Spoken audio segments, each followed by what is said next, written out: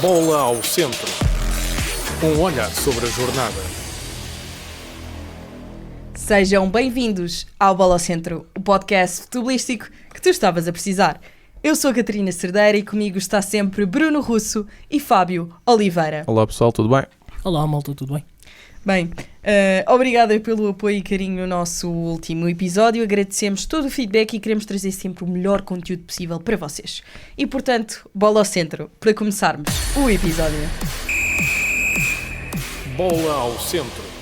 Maltinha, como não é de surpresa, vamos falar da Liga Portuguesa e temos aqui uma reviravolta. O Casa Pia jogou contra o Porto e o Porto volta às vitórias. Começou, podiam ter empatado o jogo, até que o Porto consegue ter a cabeça no jogo e revirar o resultado. Russo, diz-me o que é que foi um bocadinho desta reviravolta que vimos no registro do Porto. Sim, na minha opinião foi uma primeira parte muito equilibrada de ambas as partes. O Casa Pia, quando está claramente para os dois extremos, o Yuki Soma e o Nuno Moreira. O Nuno Moreira até acabou por fazer o gol da equipa dos Gansos. Mas o Porto conseguiu matar o jogo na segunda parte com um gol do Nico Gonzalez, que na minha opinião foi sem dúvida o melhor em campo, com um grande gol, e acho que o Porto devia repensar se deve ou não acionar a cláusula de compra ao Barcelona, que são 8 milhões e meio, se não estou em erro. E foi uma boa vitória do Porto naquilo que é a luta pelo terceiro lugar. Temos aqui uma nuance que foi a lesão do João Mário, que teve que sair ao intervalo, e a entrada do Romário Baró. Ou seja, o PP saiu de segundo avançado para jogar a lateral e o Romário Baró jogou a segundo avançado e jogou muito bem. Eu acho que o Sérgio Conceição de vez em quando lembra-se de jogar com o Romário Baró, e eu acho que ele é um jogador que pode ter muito mais utilidade do que aquela que tem na equipa do Futebol Clube do Porto. E esta situação do PP passar para a lateral direita pode muito bem vir a ser aquilo que vai ser no Clássico, porque não nos temos que esquecer que o Jorge Sanchez foi dispensado, entre aspas, pelo Sérgio Conceição. O João Mário está alucinado. Por isso, neste momento, a única opção viável que o Porto tem para a lateral direita para o Clássico é o PP. Fábio, qual é o teu input neste jogo que, pelos números e estatísticas, foi bastante equilibrado? Sim, foi um jogo bastante equilibrado, com, acredito eu, uma ligeira superioridade do Porto, e o Porto acaba por fazer mais 3 pontos, uma vitória muito importante, muito melhor a vitória do que a exibição. Mas é uma vitória importante, como eu já disse, na luta, e o Russo também, na luta pelo terceiro lugar. Neste caso ele já destacou o Nico Gonzalez, destacar também o Cláudio Ramos, que faz um grande jogo e substitui muito bem o Diogo Costa, ao contrário, por exemplo, do Taremi, que não substituiu da mesma maneira o Evanilson. Sim, sendo-se que o Taremi já está muito com a cabeça naquilo que vai ser a próxima época no Inter e não estava claramente ligado àquilo que era a equipa do Porto. E, na minha opinião, o Sérgio Conceição podia muito bem ter optado pela titularidade do Dani Namasso. Sim. Só que Exatamente. Neste momento conta muito mais a vitória em si do que estar a rodar os jogadores e a pensar já na próxima época. Neste momento o Sérgio Conceição precisa dos 3 pontos a todo o custo e não pode mesmo arriscar, mesmo que o Taremi não esteja na melhor forma e a cabeça dele não esteja no Porto. Sim. Realmente, porque a verdade é que tem 2 equipas atrás dele que lhe podem roubar o terceiro lugar. Não está a competir diretamente com uma equipa, como vimos a época passada, e fica aqui muito difícil para não perderem, e não podem mesmo perder pontos se querem assegurar o pódio, porque já há muito tempo que não acontece o Porto ficar fora do pódio. Nem me lembro qual é que foi a última vez, sinceramente. Mas agora, e vocês Acho acham que é desde que... 1990 e tal. 98, Ou 70, não sei, é por aí. Há bastante tempo. Exato. E vocês acham que, por exemplo, o Romário Baró é uma solução viável para jogar sempre? Na minha opinião não é uma solução para ser titular, mas como suplente e jogador a saltar do banco eu acho que é uma boa solução. E Acho que é uma solução imediata. Sim, pois. No fundo, mas É um penso quando tu por metes acaso nas gosto. feridas. Sim, por um lado sim, mas eu acho que ele tem qualidade técnica e vontade, acredito eu, para ser peça bastante importante no Futebol Clube do Porto. Exatamente. Seguimos então para Alvalade, onde o Sporting chegou cada vez mais perto e chega mais um passo para o título, onde teoricamente era um jogo muito difícil para o Sporting, que recebia o Vitória que já tínhamos dito aqui, está na luta pelo terceiro lugar, juntamente com o Porto e com o Braga, e o Sporting de casa cheia, 3-0. Tivemos Pedro Gonçalves a abrir o marcador e 2 do Gyökeres. Sim. Esta equipa parece que não tem dificuldades, ou não, Fábio? Concordo plenamente contigo. Se há ano em que eles têm mostrado que não têm dificuldades, é este. O Sporting tem feito um campeonato quase perfeito. É a melhor equipa a jogar em Portugal. Vai ser um justo vencedor deste campeonato e já vem a luz ao fundo do túnel. Começam já a espreitar ali o Marquês, assim podemos dizer. E não nos podemos esquecer que a última derrota que o Sporting teve no campeonato foi em Guimarães. Ou seja, já passou, 3-2. já passou uma volta desde que o Sporting perdeu o jogo. E neste jogo aqui surpreendeu-me um bocadinho o Vitória, e neste caso o Álvaro Pacheco, não ter apostado na titularidade do Jota Silva e do Nuno Santos. Tinham sido peças fulcrais até à altura, tanto que por volta dos 57 minutos, não estou a irritar os dois, mas aí o Sporting já vencia por 3-0, não havia nada a fazer. Surpreendeu-me um bocadinho, porque o Jota Silva é um jogador que dá muita profundidade ao ataque do Vitória, dá muita chegada à área, apesar da defesa do Sporting também ter sido rápida, ainda para mais neste jogo, com a titularidade do Santos Justo, porque o Diomande estava castigado por cartões amarelos, mas o Sporting muito bem a resolver um jogo que se podia tornar complicado, mas a equipa de Ruben Amorim conseguiu facilitar o jogo e conseguiu resolver o jogo na primeira parte. Depois foi só jurídico. Resolveu o jogo muito cedo. Por acaso não é algo que façam todos os jogos. Sim. E este jogo, sendo com uma equipa tão difícil que é o Vitória, vimos no resultado da primeira mão, aos 50 minutos o Sporting tinha o jogo resolvido. Exatamente. Com 3-0. E talvez não seja por aí que o Álvaro Pacheco deixou o Nuno Santos e o Jota Silva no banco. É que se formos a ver, o Guimarães não tem um platel como Benfica, Sporting ou Porto. Não tem um platel assim tão profundo.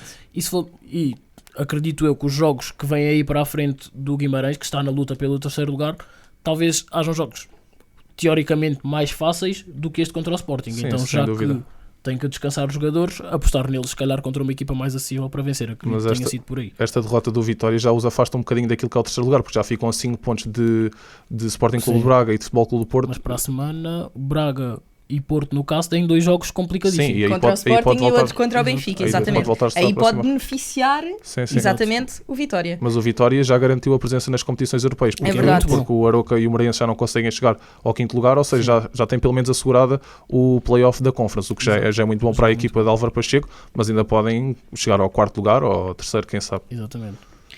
E então seguimos para Faro, onde o Benfica foi jogar contra o Farense. O Benfica entrou na partida a ganhar, depois empatou e depois tivemos os heróis talvez menos prováveis, Artur Cabral e Carreras, que se estreia a marcar pelo Benfica. Russo, o que é que foi este jogo? Sabemos que o final foi controverso, alguma contestação de adeptos, mas viste alguma diferença deste Benfica para, por exemplo, na última jornada? Sem dúvida, os jogadores que se destacaram mais foram os dois laterais, tanto Bá como Álvaro Carreras, fizeram exibições superlativas, mesmo grandes exibições. O Álvaro Carreras já tinha feito no último jogo com o Moreirense e, curiosamente, o gol que ele marca é receber uma bola no lado esquerdo e a puxar para o pé direito, e já contra o Moreirense tínhamos falado aqui do lance que ele tinha tido, que podia ter dado o gol, que foi uma grande defesa do guarda-redes do Moreirense, mas estes dois, os laterais, estiveram muito bem. Para além disso, o Coxu também esteve muito bem, tal como no jogo do Moreirense em casa para o campeonato na última jornada, e acho que é muito complicado falarmos deste jogo sem falarmos daquilo que se passou na quinta-feira frente ao Marselha, uma eliminatória de 120 minutos em que Roger Schmidt opta só por fazer 3 substituições quando ainda podia fazer mais 2, opta por o Di Maria jogar 120 minutos e neste jogo aqui só saiu aos 85, apesar de até ter feito uma grande exibição. Mas acho que, e aquilo que se passou no final do jogo é claramente um reflexo daquilo que foi a época do Benfica, os adeptos muito descontentes apesar da vitória, e passaram o jogo todo com cânticos contra Roger Schmidt, contra os jogadores e até contra o Rui Costa. Isso demonstra muito o descontentamento daquilo que é a equipa do Benfica, e não sei se vocês viram aquilo que o Roger Schmidt disse na conferência de imprensa. Sim. Que os adeptos deviam, esses mesmos adeptos que estão a criticar, que deviam parar de ver, de certa forma de apoiar o Benfica, principalmente no Estádio da Luz. Eu acho que era mais a isto que ele se referia. Eu acho que isso eu não concordo. Eu acho que os adeptos são os verdadeiros donos do clube. E, portanto, quando não acham que as coisas estão bem ou estão a ir no rumo certo, há que contestar. A crítica faz parte do trabalho e faz parte do clube. Não há um clube que os adeptos não critiquem a própria equipa quando é preciso criticar. E esta foi uma grande má gestão por parte de presidência, treinador e tudo aquilo que é o departamento do Benfica, e portanto quem é menos culpado nisto tudo são os adeptos. Claro que têm que estar descontentes. Os adeptos estão sempre lá para apoiar. E uma coisa é Roger Schmidt comprar uma guerra com a comunicação social. Agora, ele comprar uma guerra com os adeptos não vai correr bem para lá dele. E eu estou curioso para ver como é que vai estar o ambiente neste próximo jogo contra o Braga, que é um jogo muito importante para a equipa do Benfica, porque claramente já não vão ser campeões, mas é para adiar aquilo que é o título do Sporting, e muito daquilo que vai ser o final desta época pode ser ou não a continuidade de Roger Schmidt, e quem sabe se ele fica, e este final da época até pode dar um bom ímpeto para aquilo que vai ser o início da próxima. Exatamente. Eu, em relação a isto, só tenho mesmo a dizer, na minha opinião, o Roger Schmidt é culpado por muito do que acontece no Benfica, não há dúvidas disso, mas depois, pronto, há maneiras e maneiras, se assim podemos dizer, de se criticar. Acredito que se calhar à hora do jogo e durante o jogo os jogadores precisam mais de apoio do que cânticos a mandar os jogadores embora, mas cada adepto e cada nossa adepta tem a sua maneira de... Acho que é de certa sempre forma, complicado depois daquilo que aconteceu Sim, da Marcelo, eliminatória sem da Liga Do Europa. Marcelo. Porque tendo o Benfica vantagem, tendo o Benfica conseguido estar lá em Marselha e tendo empatado o jogo tanto tempo. Aguentou até aos 80 minutos. Exatamente. E aí descamba tudo num ápice de meia hora. Sim. É complicado para os adeptos. Sim. Tinham a eliminatória Engolir, na sim. mão e depois Perdendo os penaltis penaltis. tem sido... Não é novidade nesta época, Sim, o Benfica perder em penaltis, portanto... As Claro que não. equipas portuguesas normalmente não se dão muito bem. Sim, e neste jogo- dessa forma. Mas neste não é jogo- só penaltis. não houve um jogo que Sim, falharam sim. 3 penaltis. E neste jogo Portanto, contra o Farense jogo podemos complicado. ver que tanto o Coxu como o Tiago Oveira e o Álvaro Carreiras eram claramente opções válidas para o jogo do Marselha. Exatamente. 100%. Eu acho que aqui Até o Rolaiser. o grande problema do Benfica foi o lateral esquerdo. Sim. Foi não ter lateral esquerdo. Tanto que neste jogo vimos que o Benfica já atacava pelos dois lados sem problema nenhum. Quando está o Arnes a jogar e quando está o Bá, o Benfica só ataca pelo lado direito, que é o lado do Bá e do Di Maria. Quando temos o Álvaro Carreiras, o Benfica ataca pelos dois lados sem problemas. Os jogadores têm a bola e pensam, ok, ali tenho mesmo um lateral esquerdo, de pé esquerdo, posso passar a bola, estou à vontade. Sim, E assim é muito- Torna- Tem sido- muito mais mas fácil. Mas isso foi Exatamente. má gestão do clube. Claro que sim. Porque Sim, o clube exatamente. manda embora um lateral esquerdo perfeitamente Válido. válido, compra um por 14 ou 15 milhões, não sei quanto é que o Jurasek Foi custou ao 14. certo, e manda-o depois embora e ficou sem nada, literalmente. Vemos que jogamos com o Arsenal ali na linha do lado direito. E então, olha, Tem sido um período de muita inconstância. Se formos a ver bem, o Roger Schmidt, às vezes em que acertou, se assim podemos dizer, melhor no 11, foi quando ou foi eliminado de alguma coisa ou precisou descansar os jogadores. E se calhar foi aí que o Roger Schmidt não conseguiu mudar o chip. Percebem? mas o que eu me Isso. apercebo mais é falta de análise do adversário. Yeah. Também. É sim. o que vejo mais, que não vejo nos outros treinadores Exatamente. do resto do nosso campeonato. É. É isso que eu vejo mais. E pá, não pode ser um treinador, não é? Acho que essa é das partes mais importantes. Sem dúvida. É a análise do adversário e como é que se prepara a equipa. E queria só dizer que não podemos saltar este jogo sem destacar o gol do Artur Cabral, muito parecido àquilo que foi Calcanhar, contra o sim, Salzburgo Salzburgo. de calcanhar. Só Exatamente. queria destacar isto. Esse Salzburgo que salvou para a Liga Europa, o Benfica, não Pois foi? foi. Exatamente. E portanto, passamos então para a La Liga, em que tivemos, claro, como é mítico, o El Clássico, e que foi incrível. Acabou 3-2, vitória para o Real Madrid em pleno Bernabéu. Tivemos Vinícius, Lucas Vázquez e, claro, Bellingham. E do lado do Barcelona marcaram Christensen e Fermín López. Este jogo foi um bocado controverso, já até criaram músicas com o hino do Real Madrid a dizer que roubam. Qual é o teu input nisto tudo, Fábio? É, para começar, é mais um grande El Clássico. Nós agora estamos habituados, talvez por causa da nossa geração, a que a La Liga perdeu o encanto e o El Clássico perdeu o encanto desde que saiu o Messi e Ronaldo.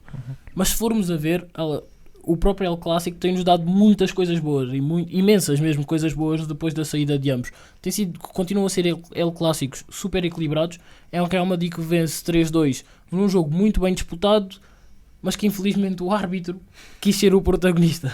Acaba por, para mim, é um jogo em que o Barcelona é claramente prejudicado. O Barcelona fala muito do lance do golo do Vini, é o golo do Vini, Sim, que é o penalti. penalti, sim. É.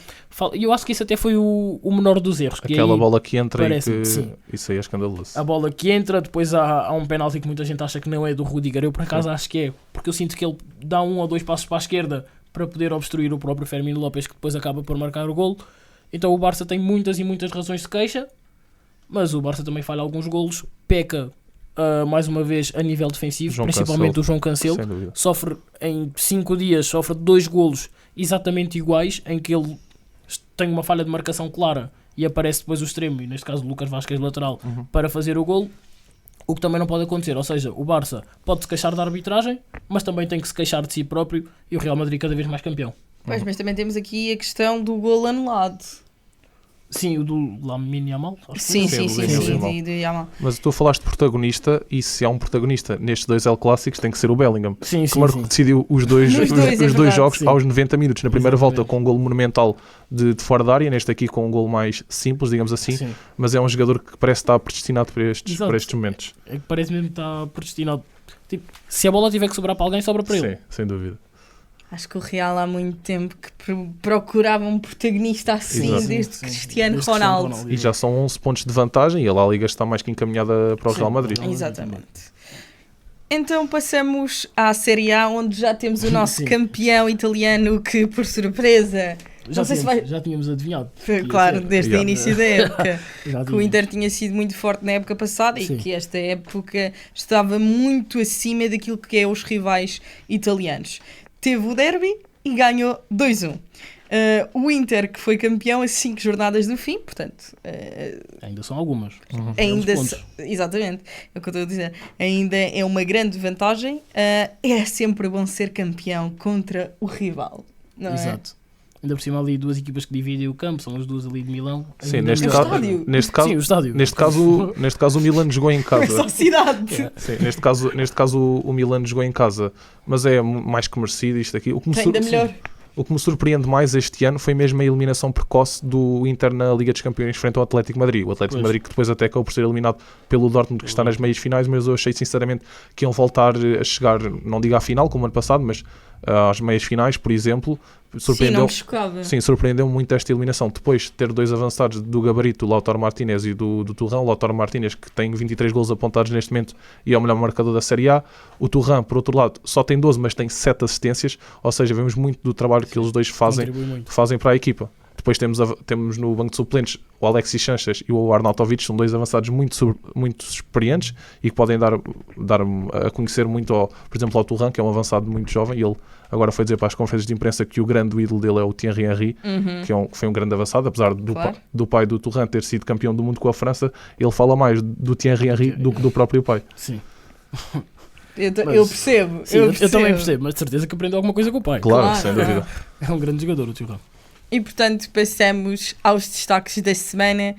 Fábio, estás preparado para dizer o teu destaque da semana? Estou, mas vocês não estão prontos para o meu destaque. Ui, Mas o meu destaque é negativo. Hoje o meu destaque é... também O meu também há destaque é desses. negativo, ok. O meu destaque é negativo, como eu já disse, e vai para os incidentes que aconteceram este fim de semana, que mancharam o futebol português e o futebol em si, do jogo Estoril-Chaves. Chaves sim, Estoril, sim, Chaves sim, Estoril. sim, Chaves sim. Estoril. As agressões. É um acontecimento inusitado, de certa forma, mas que não deve acontecer, e nós, adeptos de futebol, que adoramos ir ao estádio, temos que meter a mão na consciência que, apesar de as coisas estarem a correr bem ou mal para a nossa equipa ou para o adversário, até podemos estar irritados com tudo e mais alguma coisa, não devemos fazer este tipo de coisas. Nunca não. será válido Exatamente. este tipo de A comportamento. agressão nunca será válida, como ela já disse, e depois, pronto, os jogadores do Estoril reagem também não de uma forma muito agradável e acaba por manchar de certa forma Mas um o que jogo. é compreensível. Exatamente, eu percebo. Yeah. Eles defenderam-se, mas mancha tudo o que é um jogo. O Estoril vinha a vencer por 2-1, em que eram 3 pontos importantíssimos, fica com menos 2 e leva um golo a seguir que claramente tem influência e leva só um ponto para casa quando Fica podia levar injusto, 3. fica injusto para o Exatamente. lado do Estoril, diria. E vai o E avançado este para a irmão- baliza. Exatamente. Nesses Daí minutos. vir o meu destaque negativo. Pois, o meu destaque também ia para o jogo do Estoril, mas eu ia destacar positivamente o Fabrício, que Gostaria de marcar. que tem sido um grande talento do Estoril, para quem não o conhece. E ele veio da Liga Revelação, foi o melhor marcador do Estoril na Liga Revelação, e agora tem-se reafirmado na primeira equipa, na equipa A do Estoril e ontem tinha feito o 2-1, se não fosse as casualidades infelizes que aconteceram, Sim. muito provavelmente o Estoril tinha ganho o jogo e portanto é para ele que se estreia a marcar no jogo. E ele há 2 anos jogava no Fabril, certo? Exatamente. Há 2 anos jogava no Fabril do Barreiro e hoje em dia já marca na Liga Portuguesa. E para este aqui acho que podemos mandar um abraço porque se calhar ele até vai ver, não é? Exatamente. Por isso, olha, um abraço. Mas o bom Fabrício tem que vir ao podcast. Yeah, era fixe. E boa sorte aí no resto da época e para a próxima, Exatamente. para o teu futuro. Exato. E tu, Russo? O meu destaque vai para o Coventry, que foi eliminado das meias finais da FA Cup frente ao Manchester United, mas o que é que aconteceu? O clube que o Sporting chulou, não é? O Jokers, já. Sim. O clube que o Coventry... Chulou? Não sabes Sim, o sim. cântico? Não. O quê? Vocês não Não sabem sei, o cântico não do Guiócaras? Não. Eles dizem, nós chulamos o Coventry. Já ouvi, sim. Jokers. Isso. Ok. Só eu é que não sabia, afinal. Vai surgir TikTok com esta música, Pronto. não se preocupem. O Coventry, a ex-equipa do Gyökeres, o homem da máscara, o melhor jogador do campeonato, o melhor de tudo, como Sim. toda a gente. Pronto. Estava a perder 3-0 frente ao Manchester United. Referir que o Coventry é uma equipa do Championship, da segunda divisão inglesa, que está neste momento em 8º lugar, se não me engano. Está certo, oitavo. E estavam a perder 3-0 aos 58 minutos. O que é que sucede? 90 minutos, 3 igual. Conseguem fazer um empate, vão a prolongamento. No prolongamento mandam uma bola à barra. Aos 120 minutos fazem o 4-3, loucura total. E o gol é anulado por 1 centímetro.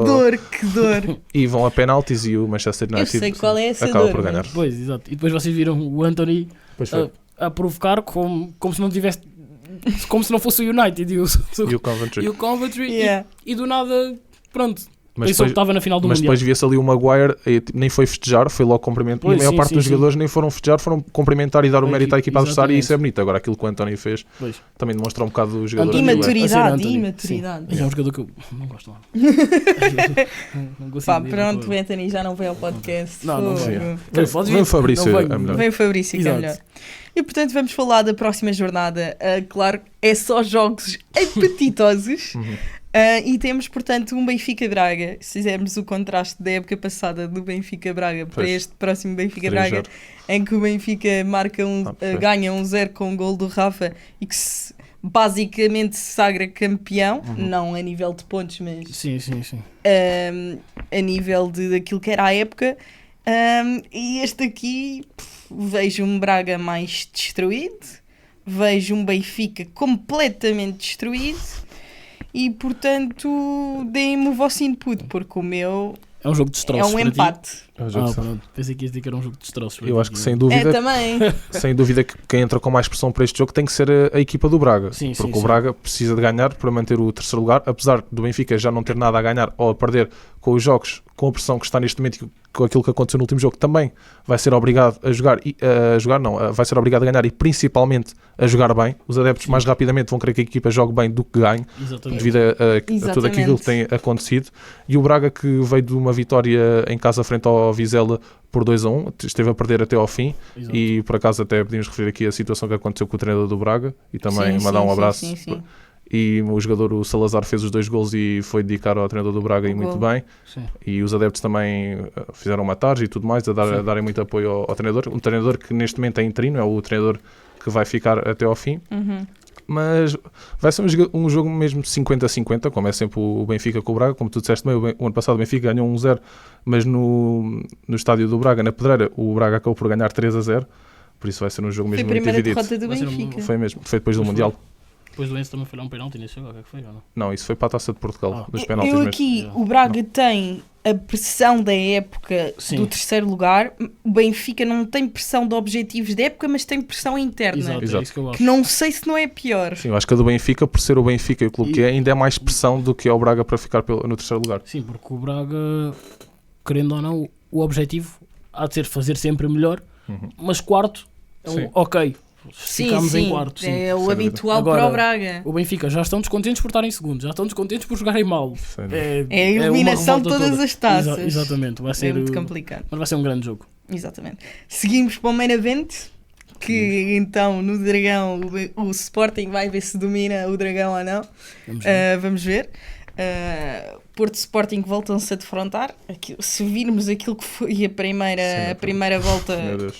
Vai ser uma humilhação. Sporting brincou com o Porto. Ainda tivemos expulsões à mistura, mas pronto. Vejo aqui um Sporting muito forte que vai ao Dragão e que sinceramente vai repetir a graça de Alvalade.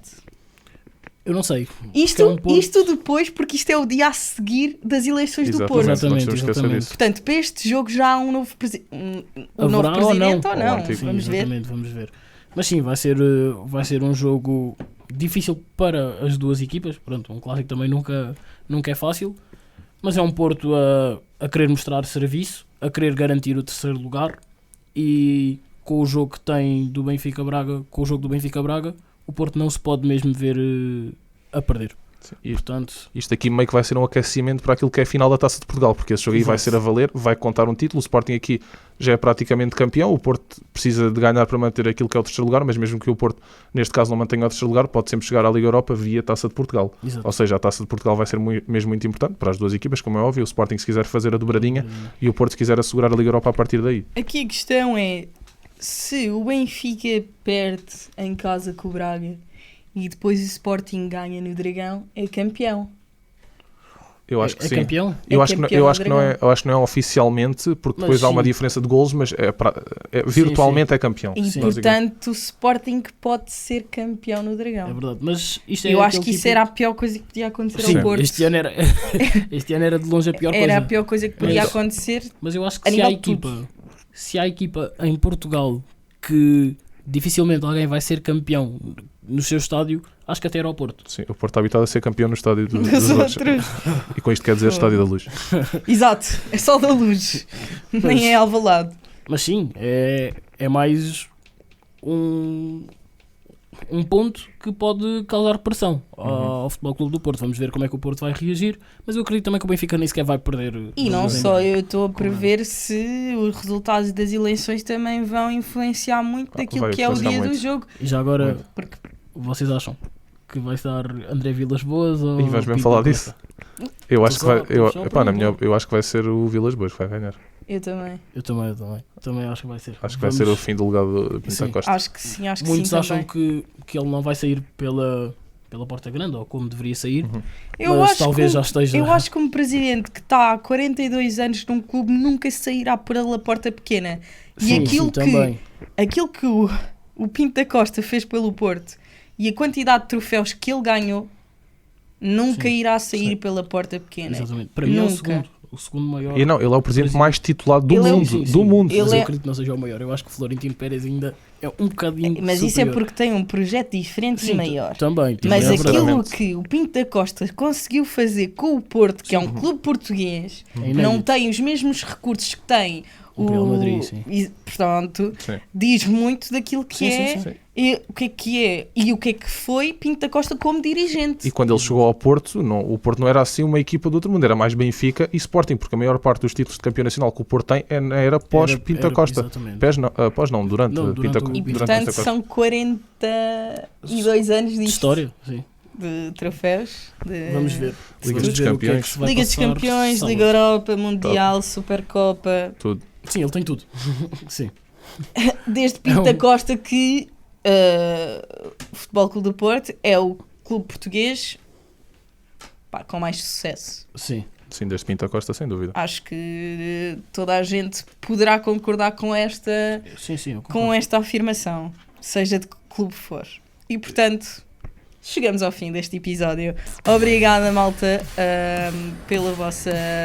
por nos aturarem e por continuarem a aturar, e vamos continuar fortes e unidos a fazer episódios para vocês. Não se esqueçam de seguir-nos nas nossas redes sociais, @BolaOCentro, TikTok, Instagram, Twitter, estamos em todo lado.